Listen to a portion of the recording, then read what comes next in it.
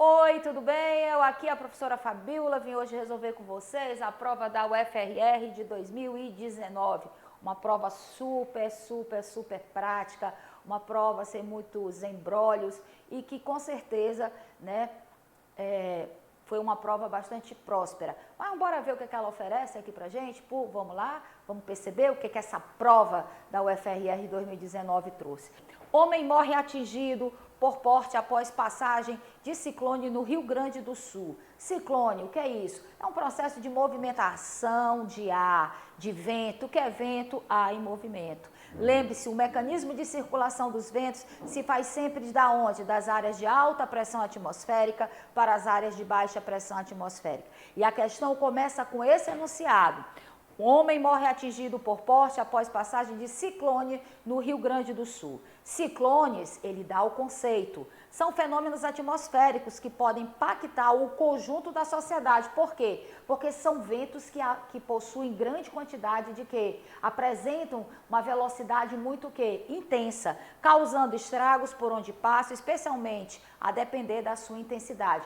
Lembre-se, furacões e ciclones vão se formar principalmente de quê? De aquecimento de água oceânica. Aqueles ciclos de ciclones, furacões, lá no Mar do Caribe, que acontece na Ásia, aquilo tudo está relacionado a quê? O aumento da temperatura dos mares. E detalhe, com a questão do efeito estufa, vem se verificando uma constância nesses fenômenos. Por quê? As águas dos oceanos e mares estão aumentando sua temperatura por causa do aquecimento global. A temperatura chegou a 26 graus, meu amigo, começa o processo de quê? De circulação desse ar atmosférico. Mas tem uma coisa aí primordial que você não pode esquecer. Vento, ar em movimento. Como ocorre o deslocamento dos ventos? O deslocamento dos ventos ocorre das áreas de alta pressão atmosférica para as áreas de baixa pressão atmosférica. E bora ver o que a questão está te pedindo. Sobre os ciclones tropicais, ou seja, feito nas áreas dos trópicos, essa circulação atmosférica que impacta o conjunto da sociedade, é correto afirmar que eles, giram em torno de um centro de baixa pressão atmosférica, atingindo regiões equatoriais e principalmente as tropicais? Pode ser, mas bora ver as outras alternativas? Serão chamados de tufão quando ocorrem sobre as águas do Atlântico, Caribe e Nordeste do Pacífico? Iniciam em regiões oceânicas onde a temperatura não ultrapassa os 27 graus, com intensa evaporação de água. Evapora é o deslocamento, lembre-se, se evapora está quente. E os ventos deslocam-se das áreas de alta pressão para as áreas de baixa pressão atmosférica. Letra E. Giram no sentido anti-horário, quando se formam no hemisfério sul, e no sentido horário, quando se formam no hemisfério norte. Gente, isso é o oposto, tá? A opção correta qual é? É a letra A. Esses ciclones tropicais, eles estão diretamente ligados a quê? Esse deslocamento dos ventos se faz das áreas de alta pressão atmosférica para as áreas de baixa pressão atmosférica. Então, a resposta correta qual é? Gira em torno de um centro de baixa pressão atmosférica, atingindo quem? As regiões equatoriais e principalmente quem? As tropicais. Lembre-se, os ciclones tropicais, então eles atingem a área toda tropicalizada. Vamos lá para a segunda questão.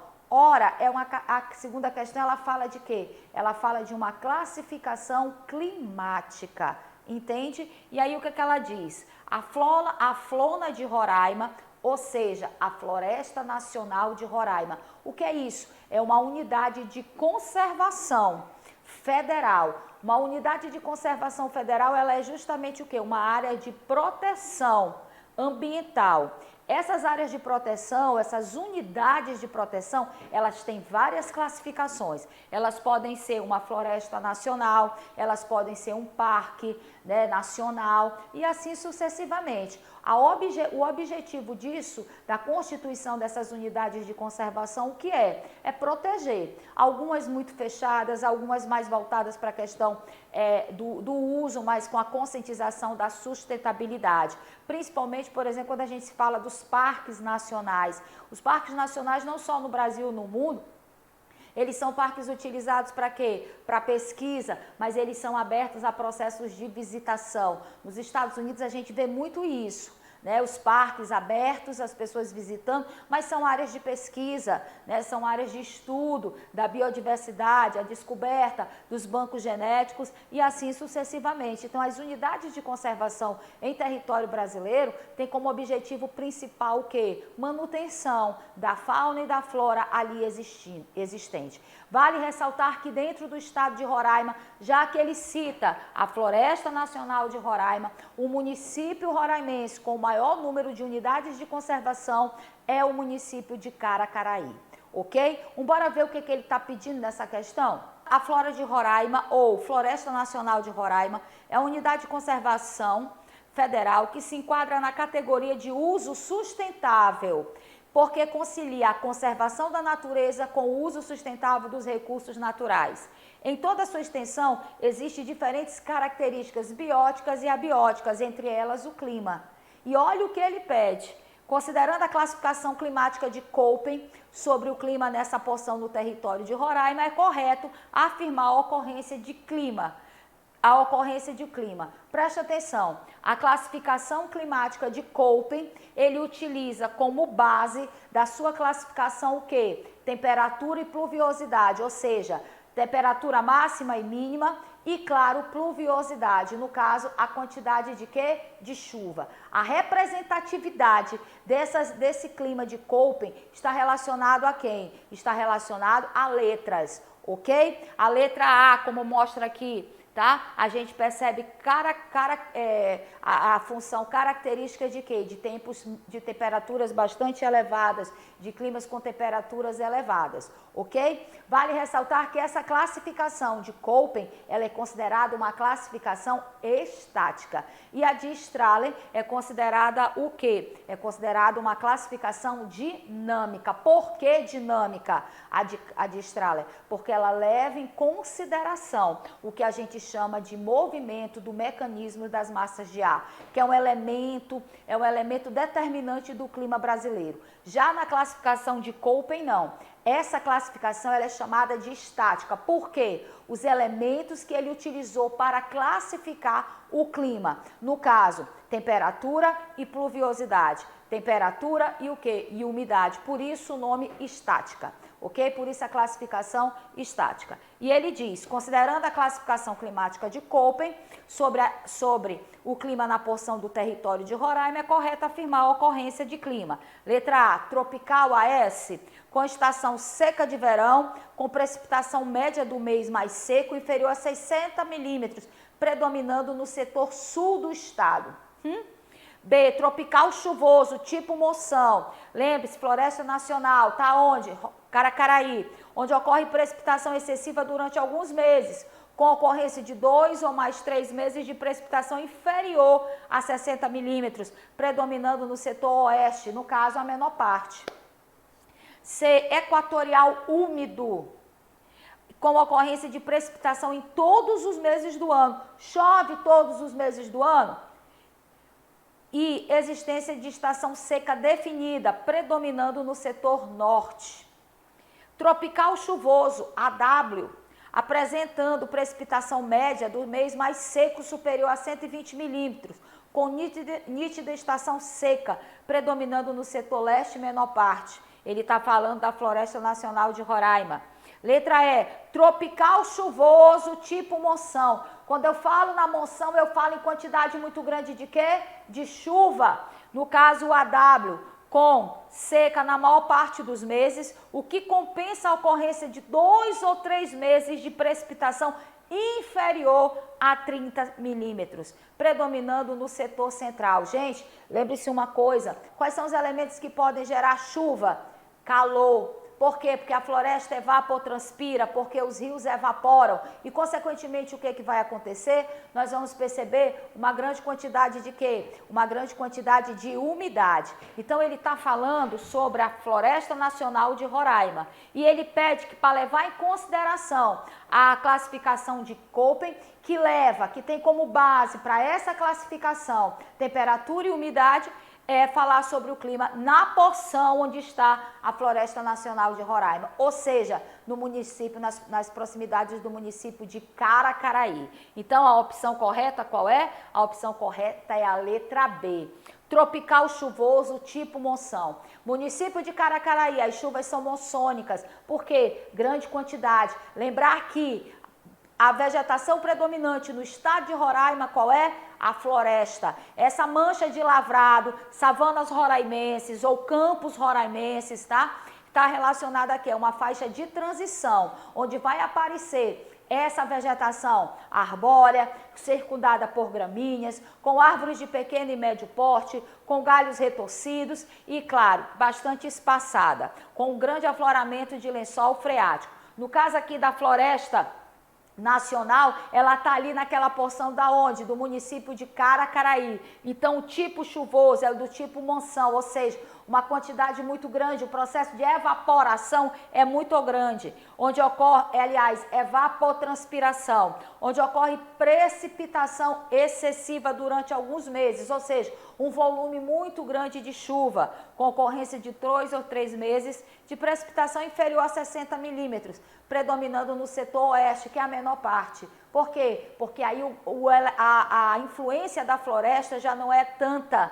Por quê? Porque diminui o processo de evapotranspiração, porque muda a dinâmica de quem? De cobertura vegetal. E se muda a dinâmica de cobertura vegetal, muda o processo natural de quê? De evapotranspiração. E, consequentemente, aonde a gente vai perceber a característica maior desse clima mossônico, segundo a classificação de Köppen, aonde existe a maior concentração de florestas. E, no caso aí, a floresta nacional.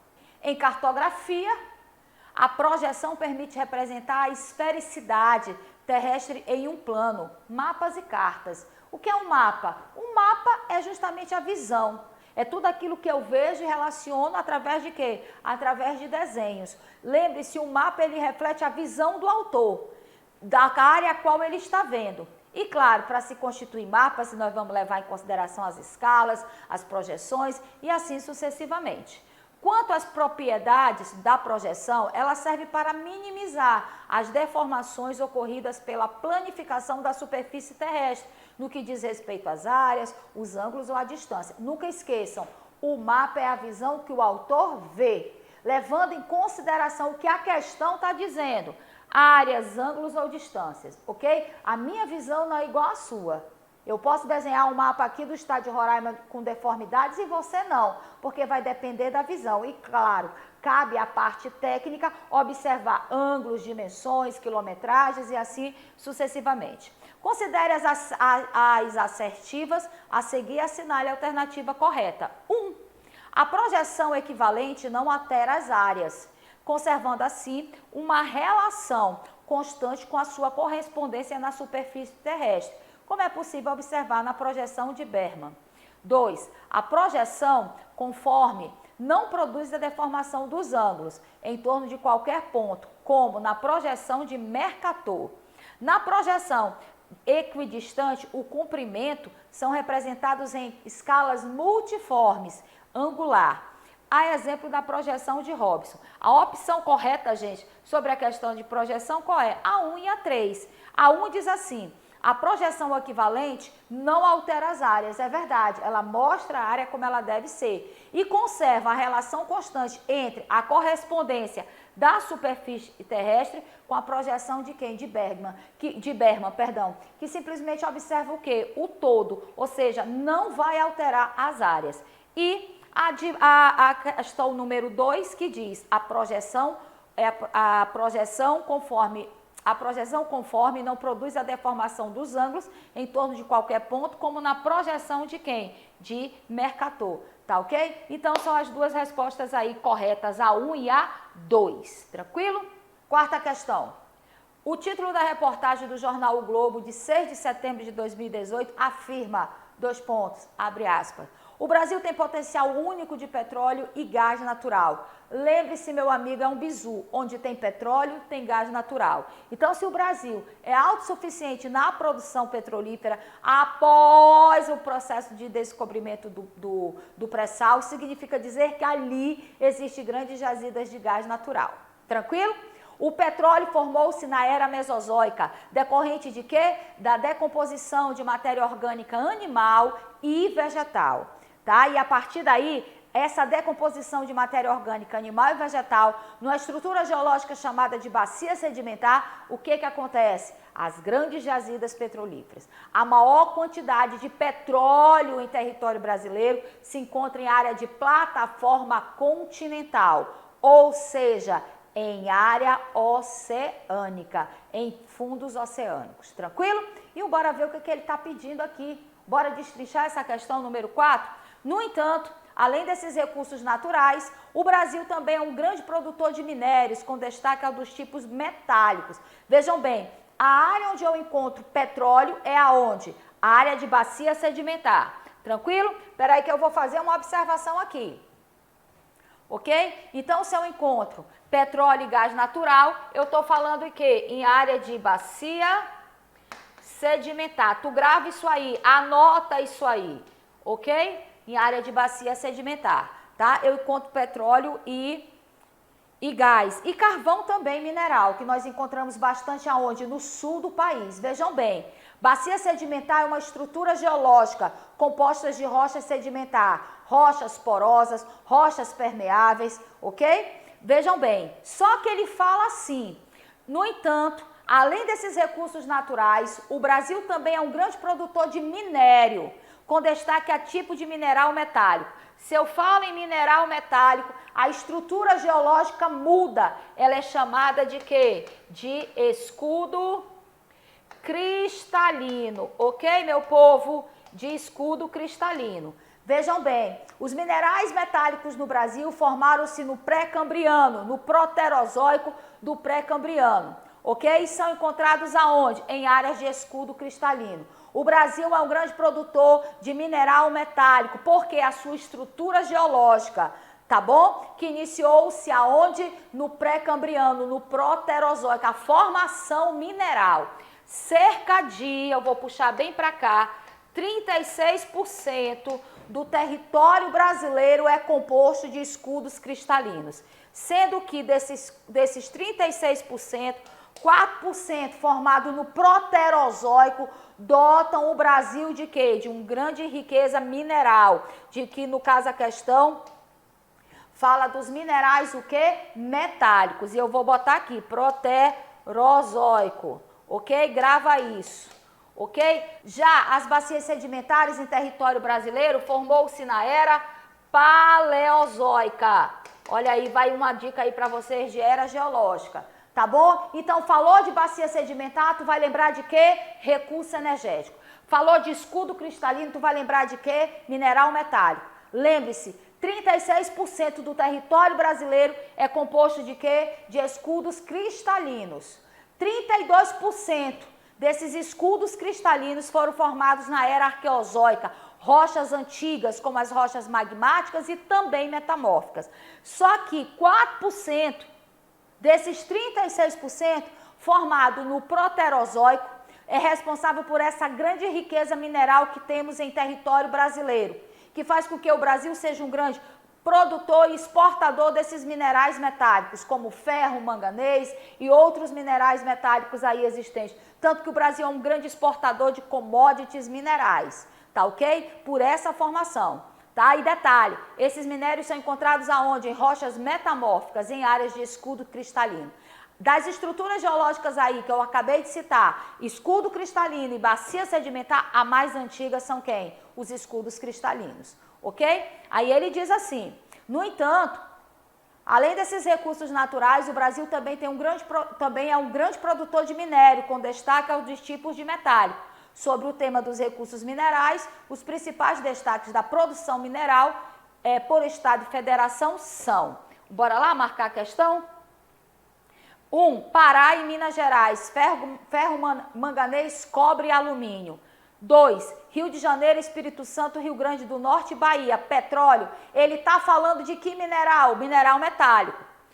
3. Estados da região sul do Brasil, carvão mineral. Carvão mineral é encontrado, não é mineral metálico, é mineral energético. É encontrado em quê? Em área de bacia sedimentar. Lembre-se, o carvão mineral brasileiro é de baixo teor calorífico, a hulha, o antracitro. Por quê? Porque na era do processo de formação, tá? Na era paleozoica, do período carbonífero, o hemisfério sul estava glaciado, tá bom?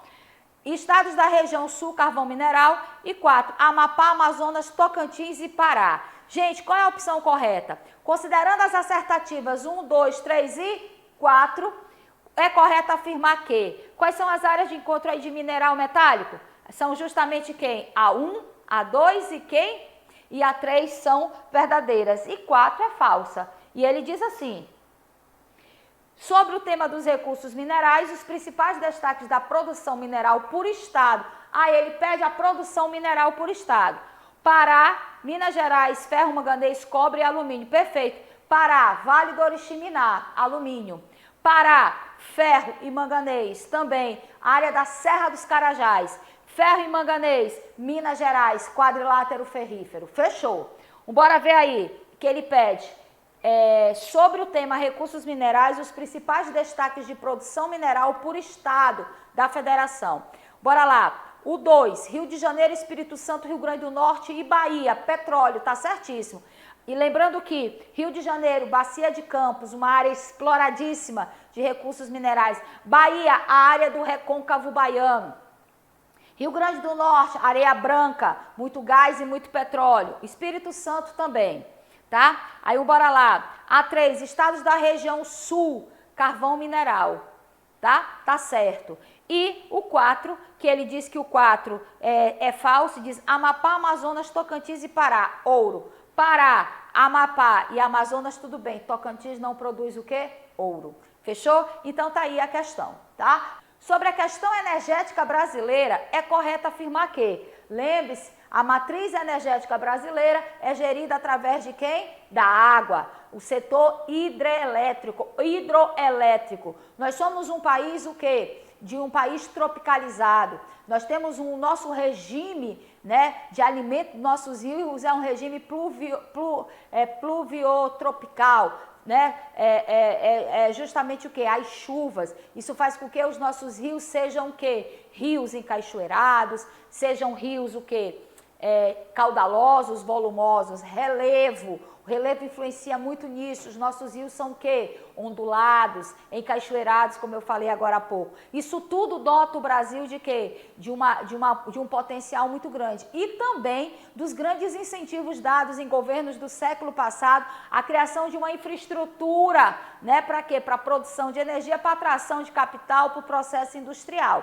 Mas vejam bem, a matriz energética brasileira, dentro do seu potencial, ela se apresenta um pouco deficitária. Ela tinha que ser muito mais, porque nós temos potencialidades de energia eólica, energia solar, que são energias o quê? Renováveis. Em contrapartida, ainda utilizamos muito o quê? Petróleo, ainda utilizamos muito o quê? O carvão e, claro, a água. Detalhe, o mundo todo passa por uma crise hídrica muito grande, né? Por causa das mudanças climáticas produzidas por quem? Pelos problemas do efeito estufa, o desmatamento da Amazônia, que diminui a ação dos rios voadores e, consequentemente, compromete a dinâmica de clima brasileiro, né? E o desenvolvimento da agropecuária, o desmatamento, faz com que as águas não consigam chegar dentro da sua potencialidade. Por quê? Porque o ciclo de chuva se forma a partir de quem? O ciclo hidrológico. A partir de processos naturais, de evapotranspiração, o ato da cobertura vegetal. Inspirar e expirar. Né? As raízes dessa cobertura vegetal que ajuda na manutenção de lençol freático e, claro, nascentes aí dos rios que formam as principais bacias hidrográficas brasileiras. Então, a questão energética no Brasil, ela é preocupante, apesar da potencialidade. E ele pede, sobre essa questão, você marcar a opção correta. Letra A. Os biocombustíveis são fontes de energia originadas de produtos vegetais, como a mamona, a cana-de-açúcar e petróleo.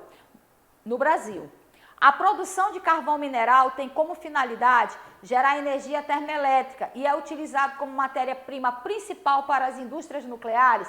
Indústria nuclear, a matéria-prima principal não é o carvão, até onde eu sei. É quem? É o urânio.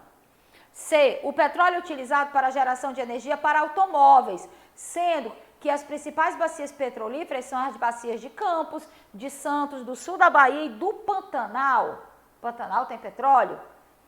D. A energia nuclear tem como expressão a usina de Angra, situado no município de Angra dos Reis, no sul do país. Angra dos Reis fica na região sudeste, no estado do Rio de Janeiro. Letra E. A energia elétrica é gerada principalmente através de usinas construídas ao longo dos rios de diferentes regiões do país, sendo a usina de Itaipu a maior do país, embora seja binacional. Gente, qual a resposta correta? É a letra E. Por que Itaipu é binacional? Porque Itaipu ela foi construída com tanto capital paraguaio como capital brasileiro. Itaipu é a nossa maior hidrelétrica. Ela é responsável pelo abastecimento de energia da região centro-sul do país, aquela região mais dinâmica, mais potencializada. Entendam? Mas vejam bem, hoje, através dos sistemas de liões, de integração energética, praticamente todas as regiões brasileiras estão interligadas, ok? Através dos liões. Aqui na região norte temos uma hidrelétrica super importante. A hidrelétrica de quê? De quê? De Tucuruí, ok? E lembrar que o único estado da região norte que não está ligado ao Leão, a hidrelétrica de Tucuruí, é o estado de Roraima. Tranquilo? Então tá aí a resposta, né, dessa grande questão que faz relação a PSS 2. Sexta questão. O geógrafo Milton Santos, considerado um dos maiores geógrafos do mundo, tá? Afirma que, abre aspas, para a maior parte da humanidade, a globalização está se impondo como uma fábrica de perversidade. A globalização está simplesmente produzindo o quê? Disparidades.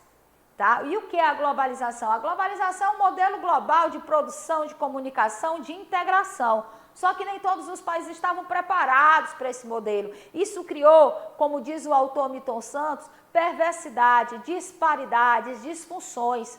Muitos países não entraram na globalização, a globalização entrou e foi cruel. Por quê? Porque se deparou com realidades bem diferentes do mundo moderno, do mundo capitalista rico. Vale ressaltar que a globalização produziu uma coisa chamada automação, a integração de quem? De tecnologias, gerando desemprego estrutural. Os conflitos aumentaram, né? Dentro de ordem urbana, dentro de ordem internacional, mas trouxe muita modernidade. Nós tivemos acessibilidade a uma tecnologia ativa nos meios de comunicação, que foi a internet, o desenvolvimento da biotecnologia, a globalização produziu cada vez mais também, não vamos ficar aqui só falando coisa boa dela, né? Ela produziu também o quê? O esfacelamento maior, mais rápido, mais constante de quem? Do meio ambiente, né? E criticidades que levaram a grandes conflitos aí, tudo produzido através dessa era da globalização.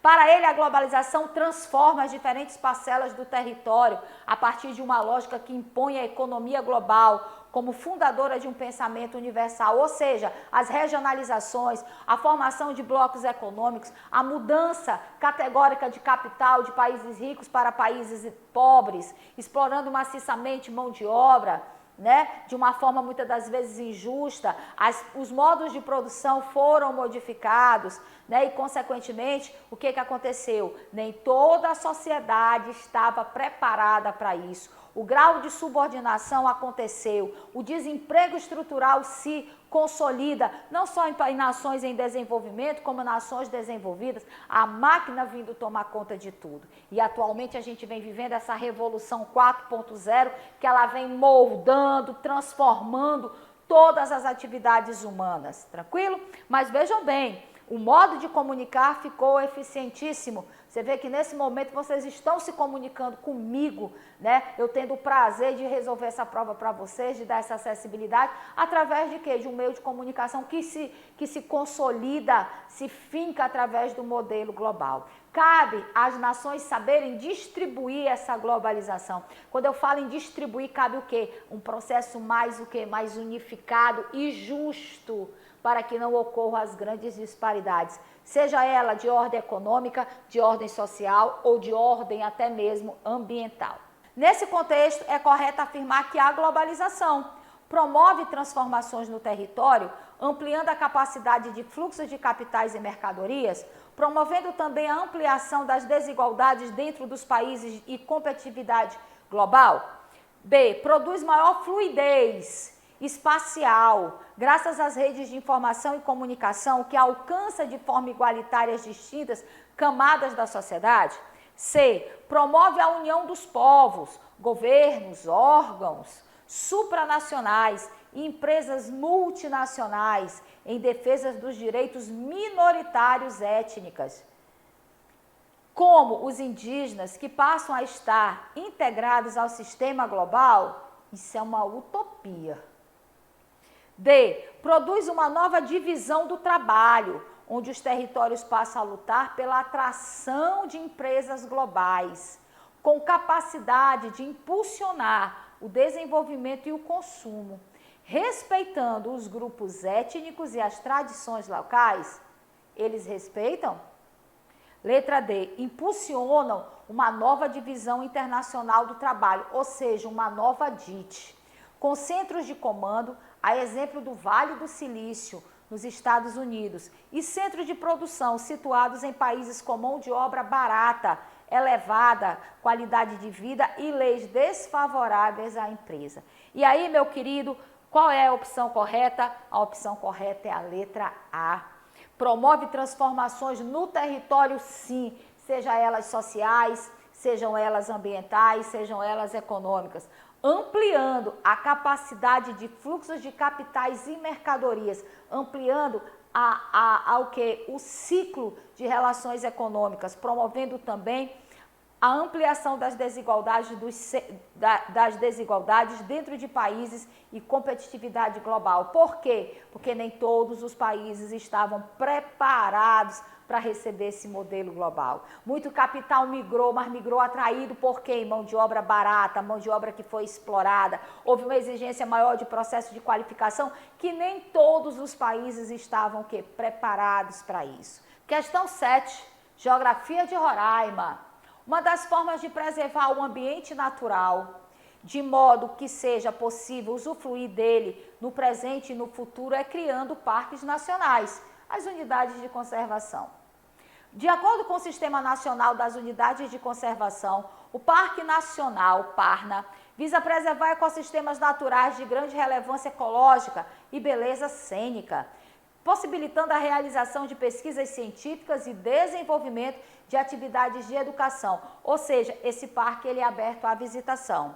Interpretação ambiental, de recreação em contato com a natureza e de turismo ecológico. Situado em Roraima, encontra-se o Parque Nacional da Serra da Mocidade, das Emas, do Alto Cariri, do Pico da Neblina ou da Chapada dos Veadeiros. A questão faz simplesmente referência a quê? Ao Parque Nacional da Serra da Mocidade, ok? Que fica ali nas redondezas do município de Caracaraí. Tranquilo? O Alto Cariri, tá? No Nordeste, Pico da Neblina, no Amazonas, mas não está dentro do estado de Roraima, da Chapada dos Veadeiros, muito menos. Então, a questão dada, né? Bastava saber a questão geográfica, a localização geográfica dos parques aí que a qual o autor cita. Questão número 8. Com 6 anos recém-completados, a Guerra Civil na Síria teve origens que passam pela Primavera Árabe no Oriente Médio e na África, e por outros episódios do complexo contexto geopolítico da região. Sobre o conflito na Síria, é correto afirmar. A questão está falando de Primavera Árabe, conflito na Síria, uma Primavera Árabe que começou com o quê? Com o suicídio de um jovem, que chama a atenção para os governos, para o nepotismo de governos dentro das áreas do Oriente Médio, né? E simplesmente produz essa Primavera Árabe uma grande revolta, quedas de alguns governos, né, como o do Gaddafi e assim sucessivamente. Essa Primavera Árabe mostra para o mundo que a influência árabe e os contextos políticos dessa influência nesses países árabes, principalmente nepotismo, corrupção, processos ditatoriais e assim sucessivamente. Na verdade, ela vem buscar um processo de redemocratização não, de democratização dentro desses países. E a partir daí se desencadeou, não só nos países do Oriente Médio, como também nos países africanos, principalmente ali da África do Norte, que tem uma grande influência árabe, conhecido como África Branca, né? Simplesmente decorreu o que? Vários conflitos de quê? De liberdade. A necessidade de quê? De processos políticos mais abertos, menos corruptos ou sem nenhum tipo de corrupção, o processo democrático. E ele pede para você marcar. Sobre o conflito na Síria, é correto afirmar. Os principais apoiadores do governo sírio são os Estados Unidos, a Turquia e a Arábia Saudita, enquanto a Rússia e o Irã apoiam os rebeldes. A Síria é o principal ponto de trânsito de armamento que Teherã envia para o movimento Hezbollah no Egito. O Egito foi um elemento chave para conter a influência iraniana e também armou e financiou os rebeldes. O Egito. Letra D. Os Estados Unidos, o Reino Unido e a França e outros países ocidentais forneceram vários graus de apoio para que o governo local enfraquecesse o que consideravam ser rebeldes.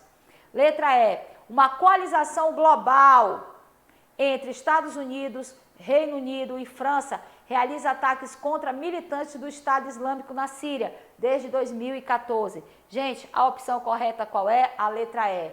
Detalhe, quem financiou os rebeldes era essa colisão entre Estados Unidos, Reino Unido e França. Forneciam armas para quê? Para bater de frente, principalmente com o Estado Islâmico e com os governos ali existentes. No processo de quê? No processo para existir o quê? Domínio da área. Então, quem financiou os rebeldes no conflito na Síria, principalmente em combate com quem? Com o Estado Islâmico, que cresce, que aparece, que produz, né, uma grande onda de terror, baseado na questão da Sharia ou Sharia, a interpretação errada, rígida, arcaica, né, do Alcorão, foi simplesmente quem? Simplesmente essa colisão, tá, global, envolvendo o Reino Unido, a França e quem? Os Estados Unidos. Tranquilo?